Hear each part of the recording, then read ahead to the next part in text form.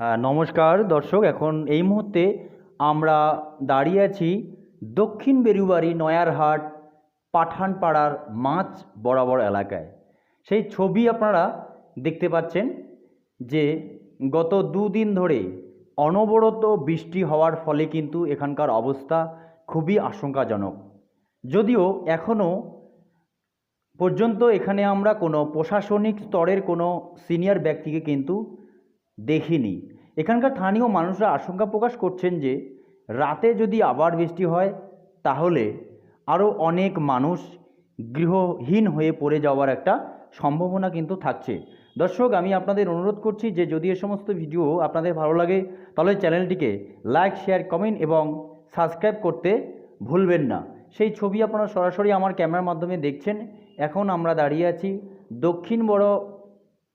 দক্ষিণ বেরুবাড়ি নয়ারহাট পাঠানপাড়া মাঝ বরাবর এলাকায় কিন্তু জনপ্লাবন। এখানে কিন্তু যে চাষের জমি কিন্তু জলাশয়ে পরিণত হচ্ছে এবং ধীরে ধীরে ধীরে ধীরে কিন্তু সেগুলো ভেঙে যাচ্ছে।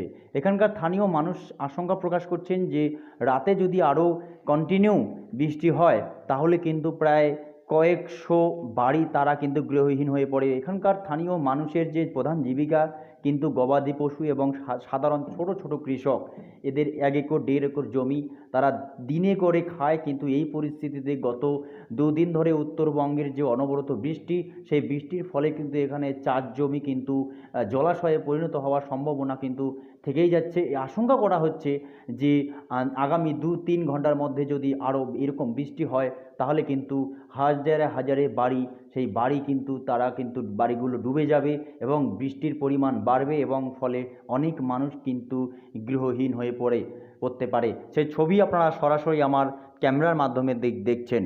আমরা এই মুহূর্তে দাঁড়িয়ে আছি দক্ষিণ বেরুবাড়ি যে নয়ারহাট এলাকা, পাঠানপাড়া এবং নয়ারহাট মাঝ বরাবর এলাকায়। এখানে কিন্তু কৃষি জমি কিন্তু জলাশয়ে পরিণত হতে পারে এবং ঠিক তেমনটাই মনে হচ্ছে দর্শক, যে এখানে মনে হচ্ছে যে ঝর্ণা, মানে কৃত্রিম ঝর্ণার রূপ নিয়েছে এই প্রাকৃতিক দুর্যোগের ফলে কিন্তু এখানে কয়েকশো যে বাড়ি, সেই বাড়ি কিন্তু এখানে কিন্তু খুব পাশেই কিন্তু সীমান্তবর্তী এলাকা, পাশেই কিন্তু বাংলাদেশ বর্ডার রয়েছে। সেই শহর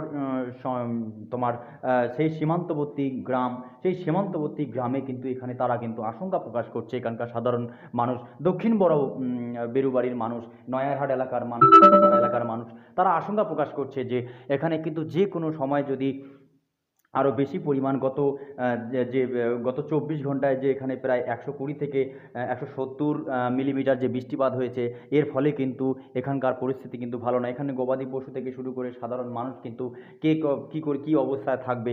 একটু পরেই এখন যে সন্ধ্যা হয়েছে, এই পরিস্থিতিতে কিন্তু তারা আশঙ্কা প্রকাশ করছে যে আগামী কয়েক ঘন্টা পরে যদি আবার বৃষ্টি শুরু হয়, যদিও এখন বৃষ্টি বন্ধ রয়েছে, সেই পরিমাণ বৃষ্টি যদি থাকে এবং এখানকার যে সেই পরিকাঠামো কিন্তু নেই, সেরকম ভালো ধরনের যে জলাশয়ের ব্যবস্থা নেই বা ভালো নালা নেই যে খুব তরুণ এই জলটিকে পাস করে দেওয়া সম্ভাবনা হবে। এবং এখানে কিন্তু এখনও সেরকম সিনিয়র কোনো সরকারি কোনো আধিকারিক তারা কিন্তু এখানে আসেনি। সে জলপাইগুড়ি ডিএম হোক বা তোমার বিডিও হোক, এবং তার সঙ্গে সঙ্গে সাউথ বেরুবাড়ির কোনো সিনিয়র আধিকারিককে কিন্তু আমরা দেখতে পাচ্ছি না দর্শক।